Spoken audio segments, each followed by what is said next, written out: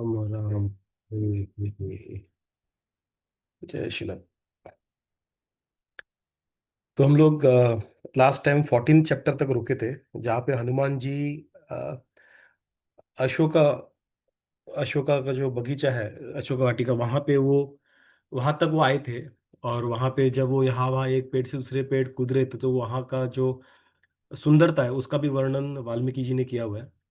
तो हम लोग आगे देखेंगे कि वहाँ पे उनको सीता मैया कैसी दिखती है, कैसे वो परखते हैं कि सीता मैया वही है, क्योंकि पहला मंडोदरी के साथ भी वो कंफ्यूज हुए थे। तो यही सीता मैया है, किस तरह से परखते हैं, क्या करते हैं और कैसे मिलती है, तो कैसे उनको दिखाई देती है। तो ये हम लोग आज के इसमें चर्चा करेंगे, चैप्टर 15 to 24। और रावण वहां पे आता है, और रावण के और उनका इनिशियल वार्तालाप क्या होता है, तो ये सारे ये चैप्टर्स में रहेंगे।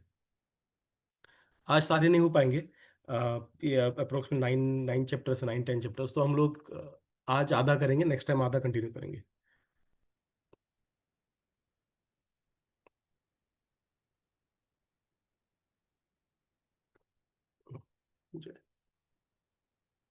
तो शिमशुपा करके पेड़ है, वहां से वो थोड़ा सा टॉल पेड़, तो वहां पे चढ़ के, उसके ऊपर चढ़ के वो पूरा अशोका जो वाटिका, वहां पे वो उनको देखते हैं कि वहां पे सीता मैया दिखती है क्या करके, तो वो पूरा वहां निहारते रहते हैं। पूरा जो अशोका वाटिका, उसको वो उनके एंगल से पूरी तरह से उसको वो सर्वे करते हैं। और वो देखते हैं कि वहां पे जो पेड़ है काफी सुंदर है। वहां पे फिर मतलब यहाँ पे बेसिकली ये पर्पस है बताने का कि यहाँ पे चांस है कि रावण जो है यहाँ पे आता रहेगा, या उनकी तो ये भी उनका most one of the most visited places रहेगा। तो उस तरीके से वो एनालाइज करने का ट्राई करे, क्योंकि ये काफी सुंदर है। और जैसे इंद्र का जो नंद का नंदन करके उनका जो स्वर्ग लोक में जो गार्डन है, तो उसी तरह से ये काफी सुंदर है।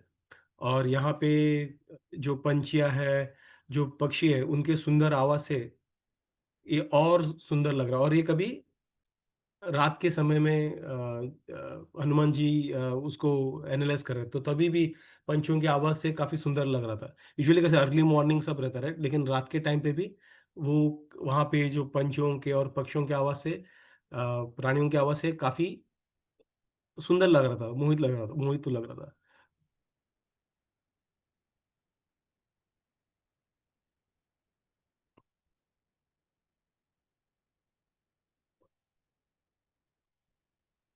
और वहाँ पे अंडरग्राउंड चैम्बर्स और जो बड़े बड़े मेंशन थे उसके सराउंडिंग में, जैसे हम लोग देखते हैं बीच में एक बड़ा गार्डन पार्क रहता है, और बड़े बड़े जो विलास टाइप रहते हैं उसके सराउंडिंग, वो कैसे एक रॉयल ऐसा लुक आता है, रिच लुक आता है, उस तरीके से यहाँ पे लग रहा था।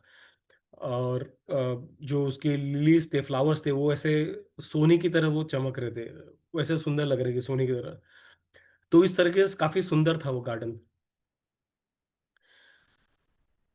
और जो अशोका के जो पेड़ थे, वहां पे जो अशोका के पेड़ थे, उनके उनके डाली पे सैकड़ों के तालाब में काफी कलरफुल पंछियां थे, जैसे वो किंग फिशर में कैसे काफी सुंदर अलग अलग कलर के रहते। तो काफी सुंदर दृश्य था वो। उस तरीके से काफी सुंदर, और ऐसा लग रहा था जैसे मानो कि वो जब डालियों में कलरफुल, जब पंछियां बैठे थे, पक्षी बैठे थे, तब ऐसा लग रहा था कि वो पेड़ ने इयररिंग्स पहना हुआ है, काफी सुंदर इयररिंग पहना हुआ है, और काफी सुंदर सच के आई हुए वो पेड़, उस तरीके से लग रहे थे।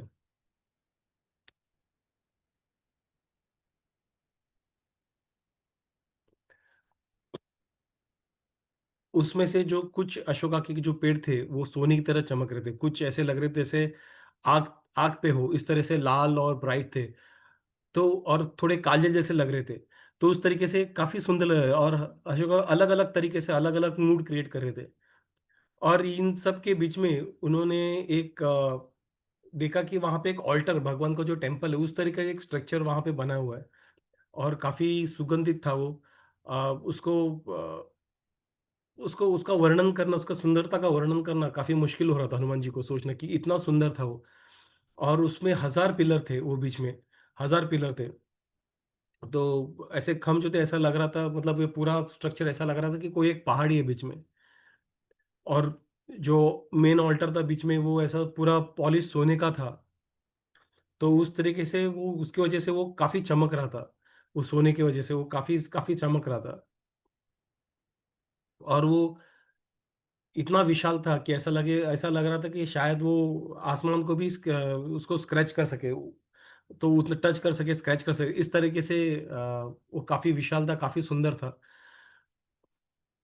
ये अशोका वाटिका के बीच में उन्होंने देखा। और फाइनली उन्होंने एक स्त्री को वहां पे देखा, जो काफी जो फीमेल राक्षसी है, जो फीमेल लेडीज राक्षस जो थे, उनके उनके बीच में एक वहां पे एक सुंदर स्त्री को देखा।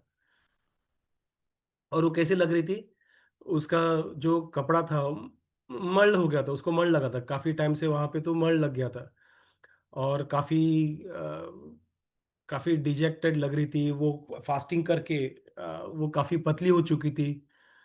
और बार बार वो सांस, काफी बड़ा सांस ले रही थी, जैसे मानो काफी काफी रोते वो कैसे इंसान करता है उस तरह से कर रही थी। काफी पतली हो चुकी थी। तो ऐसा लग रहा था जैसे वाल्मीकि जी कहते हैं कि जैसे, मतलब जब हनुमान जी ऐसा सोच रहे कि जैसे अभी चांद जब अभी स्टार्ट हो रहा है, तो न्यू मून से फुल मून तो कैसा होता है, तो कैसा पतला वाला चांद दिखाई देता है पहला, अमावस्या से पौर्णिमा के वक्त कैसा पतला चांद दिखाई देता है पहला वाला चांद, तो वैसे वैसे वो पतली हो गई थी। तो सिर्फ उसके जो उनका जो रूप था, सीता मैया का, उसकी वजह जो तेज था, उस तेज की वजह से पता चला था कि वहां पे कोई है करके। तो उन राक्षसों के बीच में वो ऐसी लग रही थी जैसे कुछ आग है जिसको पूरे धुएं ने घेर लिया है, उस तरह से उससे से लग रही थी। और एक सिंगल येलो कलर का कपड़ा था उनका, जो उन्होंने उस वक्त भी पहना था निकलता वक्त, और वो पूरा मल चुका था इस बार। और उन्होंने उनके पास उनके शरीर पे गहने नहीं थे। किसी को आइडिया है उषा पुट्टू, गहने क्यों नहीं रहेंगे उनके शरीर पे? जब वो निकली थी, तभी वो पूरे गहने सब पहन के निकली थी वनवास के लिए। उनके शरीर पे पूरे गहने थे, तो अभी गहने किधर गए? कुछ आइडिया, पुट्टू? वो जाते जाते वो फेंकती थी, हाँ, हरी, रावण ने जब उसको यस, तो सारे जो गहने थे किडनैप वो किया फेंकती था। जा रही थी। सॉरी। वो किडनैप किया था तभी वो हाँ हाँ, फेंकती राइट। थी। जब उसका अगवा किया था तभी जो सारे जो गहने थे वो फेंकती जा रही थी। उसके वजह से अभी उनके शरीर पे गहने थे, लेकिन जब वो आई थी रावण की अगवा करने तक, उनके शरीर में वो, उसने जो येलो रॉयल सिल्क साड़ी था और गहने पूरे उसके बॉडी में गहने थे। यूजुअली हम लोग रामायण सीरियल में दिखाते हैं वो सिर्फ ऑरेंज कलर कपड़ा पहन के ही घूमती है, तो ऐसा नहीं है, उसने येलो कलर का सिल्क का उनका गारमेंट था और पूरे गहनों से वो आई थी वनवास में। क्योंकि अगर आपको याद रहेगा तो जो रानियां थी और जो उनके दशरथ महाराज थे, उन्होंने कहा थी एटलीस्ट उसके गहने तो निकालो मत, उसको उसको जैसे कि उसका तो उसमें दोष नहीं, एटलीस्ट उसको तो जैसे वैसे जाने दो। लक्ष्मण और राम तो सारा कुछ त्याग के जा रहे थे, तो इसलिए उसका सभी गहने नहीं थे। तो वो ऐसे लग रही थी जैसे एक कीचड़ के बीच में एक सुंदर सा कमल उगा, उस तरह से वो लग रही थी अभी। और उस उनका चेहरा जो था पूरा अश्रु से भरा हुआ था, और फास्टिंग की वजह से काफी पतली हो चुकी थी। और वो ऐसा लग रहा था मानो कुछ मेडिटेशन में थी, दुख में मेडिटेट कर रही थी। तो जब उन्होंने, हनुमान जी ने उनको देखा, तो पहले असेसमेंट में तो उनको लगा कि अरे यही सीता होनी चाहिए, क्योंकि बाकी जो रानियां थी वो तो शराब पी के और अलग अलग इंस्ट्रूमेंट्स को आलिंगन करके वो पूरी तरह से वो सब जगह, हनुमान सॉरी रावण के जो चैम्बर था, जो रूम था उसके अंदर पूरी तरह से फैली हुई थी, नीचे ऊपर सब जगह पे। तो ये उनसे अलग थी, ये रो रही थी, और पूरी तरह से मतलब जिस जैसे उनका कपड़ा उससे तो काफी डिफरेंट था। तो ये हनुमान जी, इसलिए वो फर्स्ट असेसमेंट में तो ऐसा लग रहा था कि हाँ ये सीता ही हो सकती है। उसके बाद उन्हें याद है कि, अगर आप लोग याद रहेगा, जब रावण सीता जा रही थी, तो ऊपर उन्होंने एक चार वानरों को देखा था। और तो उन्होंने पहला जो ऑर्नामेंट किया था उनके तरफ था, और सुग्रीव ने भी वो ऑर्नामेंट्स वो निकाल के दिखाया था राम जी को कि यही यही था क्या करके, और राम जी पहचानते हाँ यही सीता का है करके। तो उसमें हनुमान जी भी थे, और हनुमान जी को उस वक्त भले दूर था लेकिन वो फॉर्म जो था उनको याद था। हनुमान जी हर एक कंठस्थ करके बैठे थे, हर एक वेदों का हर एक शब्द, उनका मेमोरी काफी स्ट्रांग था। हमारे जैसा नहीं कि एक बार 10 बार मिले तो भी हम लोग, एक 10 दिन बाद दिखे तो भी हम लोग भूल जाएंगे। तो उनका काफी काफी स्ट्रांग मेमोरी था, और उन्होंने भले चेहरा उस वक्त दिखा नहीं लेकिन जो फॉर्म था उस तरीके से देखा, तो उन्होंने कहा हाँ ये उसी तरह से रेसेंबल कर रही है, आसपास दिख रही है, तो पॉसिबल है कि यही है। तो उनके अभी फिजिकल जो फीचर्स है उनको वो केयरफुली ऑब्जर्व कर रहे हैं कि कैसे करके। तो जैसे उन्होंने देखा था कि शार्प आईब्रोज उनके शेप थे प्रॉपरली, कमर पतली थी, लिप्स उनके रेड थे, काफी सुंदर बाल था। तो उस तरीके से वो उनको देख रहे थे, और जब वो बैठती थी तो एक साधु की तरह वहां पे बैठी थी, और मेडिटेशन पोज में। तो ये सारे जो फीचर्स है वो एक राक्षस के ऐसे नहीं हो सकते, या फिर पैशन में उसके ये उनके चेहरे से तेज था, वो एक तेजस्वी, एक दैविक तेज था। और उनका इमोशनल स्टेट कैसा था वो ऑब्जर्व करते, फिजिकल तो देखा भी, इमोशनल कैसा था वो। ऐसा लग रहा था कि काफी वो पेन में है, राम जी से दूर रह के काफी मिल नहीं पा रहे थे, वो पेन, उनको काफी पेन हो रहा था। वो विरह भाव से उनको काफी प्रेम हो रहा था, पेन हो रहा था, दुख हो रहा था। और उनका उनके जो आंखें थी, उनका जो चेहरा था, ऐसा लग रहा था कि आंखों से झरना, पानी का झरना कंटिन्यूअसली बह रहा है, रुक ही नहीं रहा था। और काफी वो धूल से, क्योंकि मे बी वो नहाई नहीं, तो धूल और मड से उनका चेहरा, उनका चेहरा, उनका शरीर ढका हुआ था। मतलब पूरे शरीर पे थोड़ा डर्ट और मड थे। फिर भी वो तेज फिर भी वो तेजस्वी थी, फिर भी वो उससे ग्लो आ रहा था उनके, क्योंकि ऑब्वियसली वो डिवाइन थी, वो भगवान की शक्ति है। भगवान और उनपे कुछ कुछ अंतर नहीं है, जैसे आचार्य कहते हैं, उनमें कोई अंतर नहीं है। ये ये दो रूप, भगवान दो रूप लेते हैं। एक पुरुषोत्तम का जो रूप लेते हैं भगवान, और उनकी शक्ति जो उनकी अर्धांगिनी जैसे, उनकी प्रियतमा जैसे उनकी रूप लेती है, वो सिर्फ एक दूसरे के साथ, भगवान खुद के साथ जब आदान प्रदान करना चाहते तो वो खुद को एक्सपेंड करते दो इसमें, एक फेमिनिन फॉर्म में, एक मस्कुलिन फॉर्म में। लेकिन दोनों एक ही है, उनमें उनमें टेक्निकली कुछ डिफरेंस नहीं है। तो इसलिए वो भी भगवान का, यूजुअली हम लोग ये तत्व समझते नहीं है, और हम लोग जैसे राधा रानी को हो तो यूजुअली राधा रानी को हम लोग, अरे तो गोपी थी, ये तो सिर्फ एक किसी के प्रेम में मग्न थी, तो मैं भी गोपी राधा रानी जैसे भगवान भगवान के इसमें मग्न हो सकती हूँ। नहीं, दोनों में काफी काफी अंतर है, और उनका जो प्रेम है, उनका प्रेम शास्त्रों में और आचार्यों का कहना है कि उनका जो प्रेम है वो कोई बराबरी नहीं कर सकता, वो गोपियां भी नहीं कर सकती, वो सबसे, गोपियों का प्रेम ही काफी काफी बड़ा है, और उनमें भी राधा रानी का जो प्रेम है वो सबसे टॉप मोस्ट पोजीशन पे है, क्योंकि वो स्वयं भगवान ही है, वो दोनों में अंतर है, तो ऑब्वियसली भगवान का जो भी होता है वो टॉप मोस्ट ही होता है, तो सबसे उत्तम है। तो ऐसे यहाँ पे भी सीता मैया जो है वो, भले वो जानकी की पुत्री जैसे आई थी, लेकिन वो एक्चुअली जो है, वो लीला करने के जानकी पुत्री, लेकिन एक्चुअली में क्या है, वो भगवान की ही शक्ति है, भगवान ही, उनमें कुछ अंतर नहीं है। ये सारे जो करते हैं वो लीलाओं के लिए करते हैं, ताकि ताकि वो उस भाव को, विरह भाव में वो एंजॉय कर सकते हैं, क्योंकि विरह में जो जैसे आप देखते हैं मूवी में, जब लवर साथ में रहते हैं तो ठीक है, काफी प्यार रहता है, लेकिन जब दोनों सेपरेट हो जाते हैं, लड़की का जो पिताजी रहता है वो उसको बंद करता है रूम में, कहता है कि ये गरीब है, ये वो करके, तो लड़की जब रोती है तब वो इंटेंस रहता है, अगर आप देखो गाना बिना सब इंटेंस रहता है, और पहले तो खुश को, लेकिन वो इंटेंसिटी जो दिखता है प्यार में वो विरह के वक्त दिखता है। तो उस तरह से वो, मतलब वो लेवल तक जाते हैं कि वो जी नहीं सकते तुम्हारे, और सुसाइड कर लेते हैं, या फिर रोते रहते हैं, खाना नहीं खाते, तो वो इंटेंसिटी जो प्रेम का है वो विरह भाव में आता है। और वो इंटेंसिटी को अनुभव करने के लिए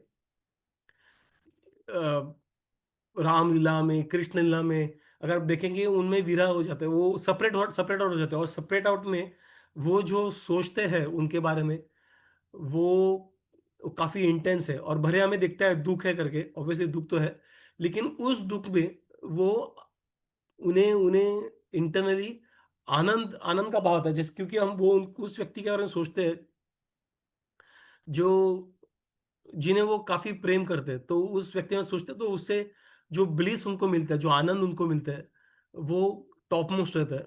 तो यहाँ पे भी सीता मैया उस विरह के भाव को एक्सपीरियंस करती है, उस आनंद को एक्सपीरियंस करती है।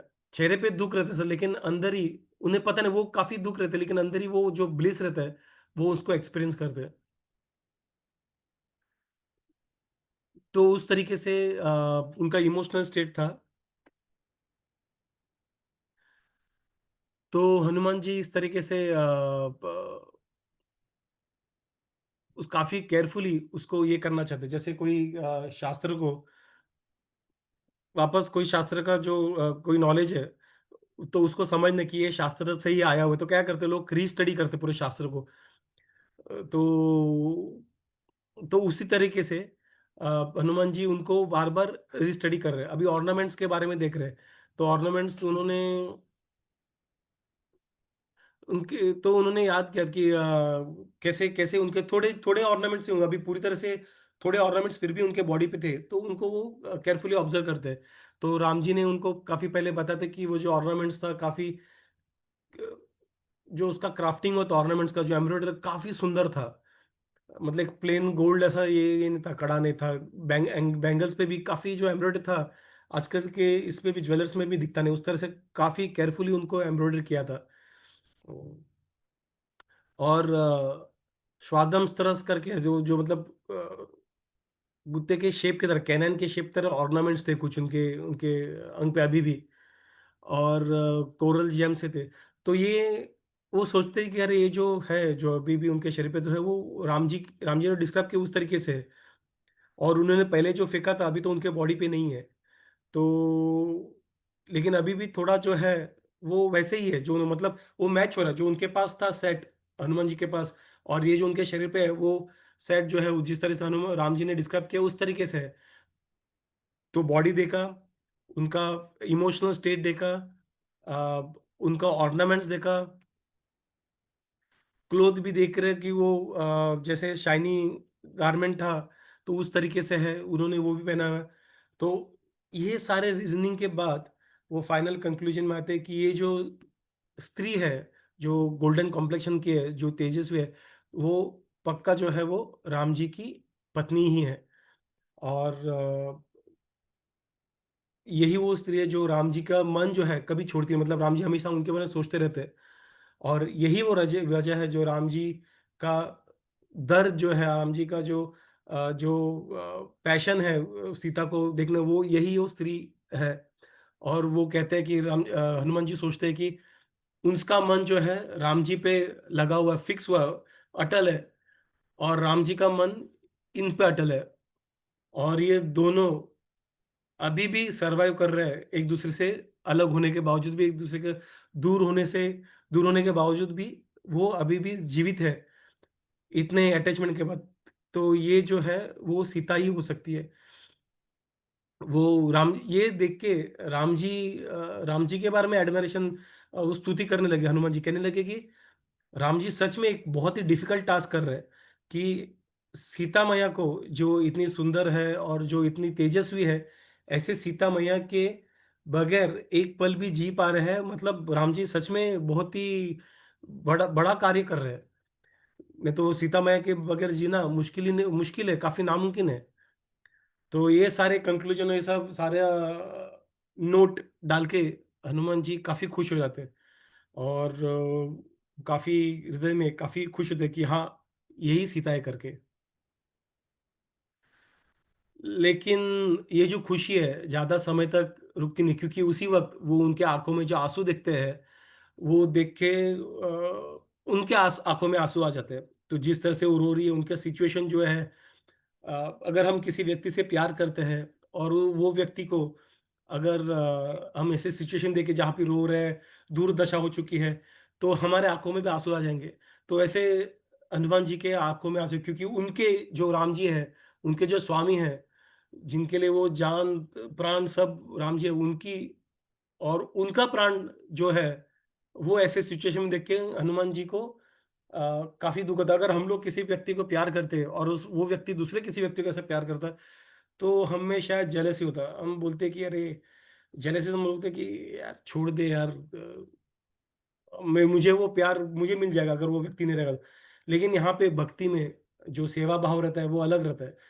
भक्ति में जब हम भगवान को प्यार करते हैं तो हम, भगवान जिस व्यक्ति को प्यार करता है, हम भगवान का प्यार उस व्यक्ति के लिए बढ़ाने का प्रयास करते हैं, ना कि हम उस प्रेम को कम करके हमारे तरफ बढ़ाने का प्रयास करते हैं।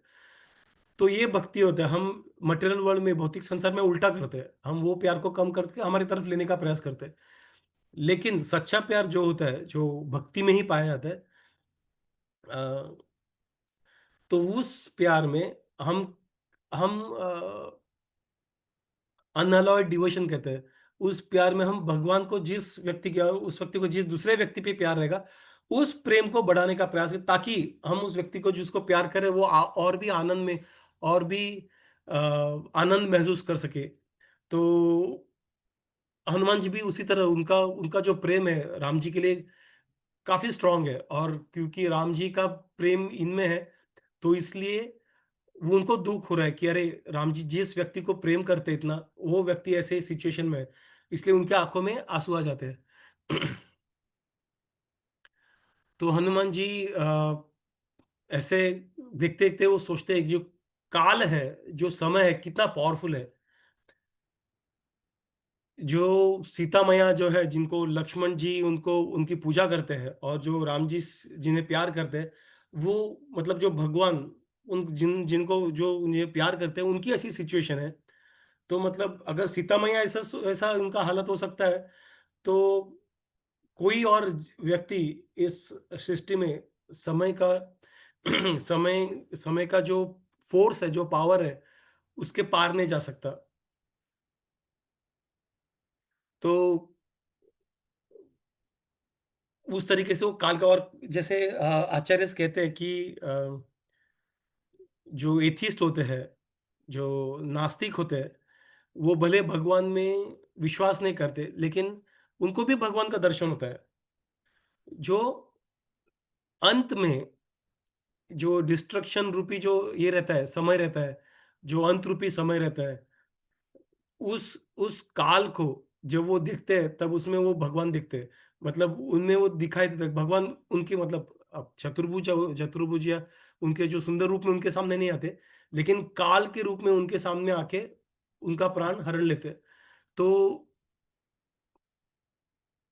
काल का जो इम्पोर्टेंस है टाइम का, और कभी भी किसी समय किसी का डिस्ट्रक्शन होगा, किसी का हरण हो जाएगा, प्राण हरण हो जाएगा, किसी के साथ क्या बुरा होगा, ये हमारे कंट्रोल के बाहर है।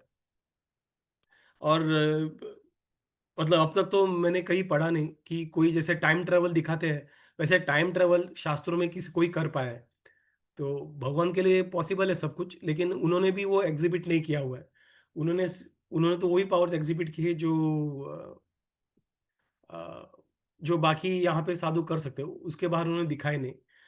तो कोई भी उस समय के भी जो बड़े बड़े ऋषि थे, उन्होंने सारी सिद्धियां जो प्राप्त की थी, ब्रह्म ऋषि और जो भी है सारे ऋषि, उनने भी टाइम ट्रेवल का उनमें कंसेप्ट ना, उन्होंने किया नहीं था, और या फिर उनमें कैपेबिलिटी, मतलब वो पॉसिबल ही नहीं था। समय इतना पावरफुल है। तो इस तरह से हनुमान जी तो जो टाइम जो है उसका, उसके पावर के बारे में सोच रहे थे इस सिचुएशन को देख के। लेकिन ऐसे उसके बावजूद, ये दुख के बावजूद, जिस तरह से सीता मैया रो रही थी, लेकिन जो मेडिटेट पोजीशन में बैठी थी, जिस तरह से अटल थी, क्योंकि उन्हें पता था कि राम और लक्ष्मण उन्हें वापस लेने आ जाएंगे। उनके जो पावर है, कैसे विशाल है, कैसे महान है वो, उनकी जो महानता, उनकी शक्तियों की जो महानता, उनको पता थी, सीता मैया को पता थी। इसलिए जैसे गंगा गंगा मैया जो है, जो नदी है, वो कैसे काफी बरसात के बावजूद भी ये नहीं होती, जो क्लाउड्स है वहां पे, उसके बावजूद वो एजिटेट नहीं होती। वो उनका जो पेस है वही पेस से जाती है। तो ऐसे ही सीता मैया जो थी, वो ये सारी सिचुएशन एजिटेट नहीं हो रही थी, क्योंकि उन्हें राम और लक्ष्मण पे पूरा भरोसा था। उसी तरह से अगर हम लोग भी कृष्ण, राम, इनमें जब हम पूरी तरह समर्पण करेंगे और हम विश्वास करेंगे, पूरी जो फेथ रहेगा काफी स्ट्रांग रहेगा कि भगवान है हमारे लिए, हम भगवान उस भाव में जाएंगे, तब हम भी, हमारा जो मन है, वैसे वो हमारा मन भी ऐसे जो माया के प्रभाव से, इस भौतिक संसार के माया के प्रभाव से जो विचलित है, वो भी स्थिर हो जाएगा। तो ऐसे सब सोचते सोचते वो हनुमान जी सोचते हैं कि राम और सीता जो है वो परफेक्टली एक दूसरे के लिए मैच है, करके परफेक्ट मैच है। कि राम जी और वैदी जो सीता मैया, उनका जो एज, उनका कैरेक्टर, उनका बिहेवियर, उनका जन्म, उनका ऑस्पिशियसनेस, सारा मैच हो रहा है। और उन्हें पता है कि राम जी उनके लिए परफेक्ट है करके। और वैसे ही राम जी को वैदी वो डिजर्व करते हैं। और सीता मैया के वजह से कैसे वो सोचते कि जो वाली था, सबसे पावरफुल वाली मारा गया, और जो कबंध था राक्षस, वो भी मारा गया। और राम ने वीरदा करके एक राक्षस था, उसको मारा था। और काफी खरा, त्रिशिरा और दूषण, ये सारे राक्षस थे अलग अलग, बहुत बहुत डरावने राक्षस थे।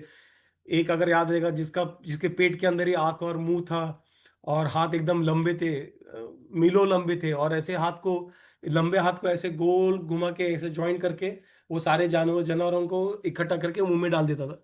तो ऐसे ऐसे राक्षसों को राम जी ने मारा था इस सीता मैया के लिए। सुग्रीव का जो फॉर्चून है, भाग्य, वो बदल गया सीता मैया की वजह से। जो उनके लिए इम्पॉसिबल था वाली का राज्य वाली से राज्य वापस लेना, लेकिन अभी सीता मैया की वजह से वो ले पाए थे। और हनुमान जी भी सोच रहे, मेरा भी खुद का मिशन, मैं जो समुंदर पार करके जो आया हूँ यहाँ पे सिटी में, जो मैं कार्य कर रहा हूँ, वो सीता मैया की वजह से कर रहा हूँ। तो बेसिकली ये पूरा जो है, राम जी सीता मैया की वजह से, इनडायरेक्टली सीता मैया की वजह से सब हो रहा है। तो हनुमान जी सोचते हैं कि यहाँ पे इस पूरे सृष्टि में ऐसा कोई नहीं है जो जानकी, जो है सीता मैया जो है, उनके किसी भी चीज के बराबरी 1/16 या फिर, मतलब एक एक कण, उसका एक छोटा सा पोर्शन भी मैच नहीं कर सकते। इस तरह से वो काफी एफलजेंट है, इस तरह से वो काफी मैजेस्टिक है, इस तरह से काफी वो ऑस्पिशियस है, इस तरह से काफी वो अ, सुंदर है। तो उस तरीके से वो कोई उसको कंपेयर नहीं कर सकते, तेजस्वी है। तो वो जो है, जो हमें पता है कि टिल्टेड अर्थ जो है, वो अ, जो फार्मूला जो टिल्ट करते हैं, वो पृथ्वी में से, वहां से वो आई थी। तो जैसे जैसे हनुमान जी बोलते हैं, जैसे पोलन, जो लोटस के जो पोलन ग्रेन्स है, जो कुछ डस्ट में जब मिलते हैं, जो ग्लो होते हैं, उस तरीके से वो आई थी।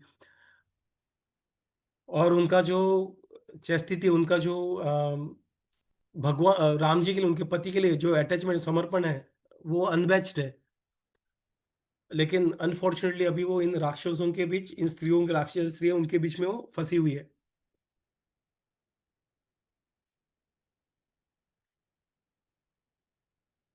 और उनके पति के लिए प्रेम की वजह से उन्होंने सारे लग्जरी छोड़ दिए थे सब, क्योंकि वो तभी वो अप्रोक्सीमेटली 16 18 से 25 वो रेंज में थी उनका, जब हुआ था। फिर भी जब वो आई थी छोड़ के, यूजुअली वो एज में एटलीस्ट मैं तो एंजॉयमेंट करना चाहता था सारे लग्जरीज। उसने सारे अपने पति के लिए सारे लग्जरी छोड़ के, जो भी तकलीफ हो, उन्होंने, राम जी ने उनको काफी समझाने का प्रयास किया, अरे ये होगा, वो होगा, ऐसा होगा, राक्षस होंगे, सोने के लिए जगह नहीं। फिर भी उन्होंने कहा कि जो भी हो, मैं आने को रेडी हूँ। और वो जो फ्रूट्स और रूट्स, इतना कुछ टेस्टी बनता था, प्लेटर में आके मिलता था, वो सब छोड़ के सिर्फ फ्रूट्स और रूट्स ही खा रहे थे। ये एक और एक एविडेंस है जहाँ पे लोग काफी कुछ चैलेंज करते हैं, वो राम जी सीता ने नॉनवेज खाया, यहाँ पे हनुमान जी भी कंफर्म करते हैं, वो सिर्फ फ्रूट्स और फ्रूट्स पे ही थे फॉरेस्ट में। और लेकिन इतने दुख के बावजूद भी वो अपने पति की सेवा करके, जिसे महल में उनको जॉय मिलता था वैसे उनको यहाँ पे उनको आनंद मिल रहा है। तो उस तरह से काफी डिवोटेड थी वो राम जी को। तो ये हनुमान जी सारा एनालाइज कर रहे हैं। तो उनका लेकिन अभी का कॉम्प्लेक्शन कैसा है, जो गोल्डन कॉम्प्लेक्स की सोने की इसमें थी गौरंग थी, वो फिर भी अभी काफी कैलेमिटीज में है, काफी दुख में है। और राम जी जो है, जैसे जैसे कोई प्यासा पानी के लिए तरसता है, वैसे राम जी उनको देखने के लिए तरस रहे हैं। और जब खोया हुआ राज मिले राजा कैसे खुश होता है, वैसे ये जब वापस मिलेगी उनको, सीता मैया राम जी को, राम जी उस तरह से काफी खुश हो जाएंगे। ये राम जी के मूड के बारे में बताते हैं। वैसे सीता मैया के मूड के बारे में बताते हैं कि अ, वो अपने काफी रिलेटिव से सबसे काफी दूर है, और उनको मिलने के भी तरसती रहेगी। और वो श्योरली अभी भी राम जी के बारे में सिंगल माइंडेड अटेंशन में रहेगी, वो सारी चीजें दूर रहेगी, लेकिन फिर भी वो राम जी के बारे में ही सोचती रहेगी। तो उस तरीके से वो सीता मैया को और सिचुएशन को पूरी तरह से एनालाइज कर रहे हैं।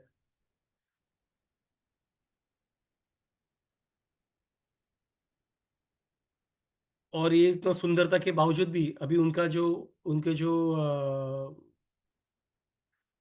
सिचुएशन है, वो काफी काफी कैलविन स्ट्रक हुए, काफी उसके दुख में काफी डूबी हुई है।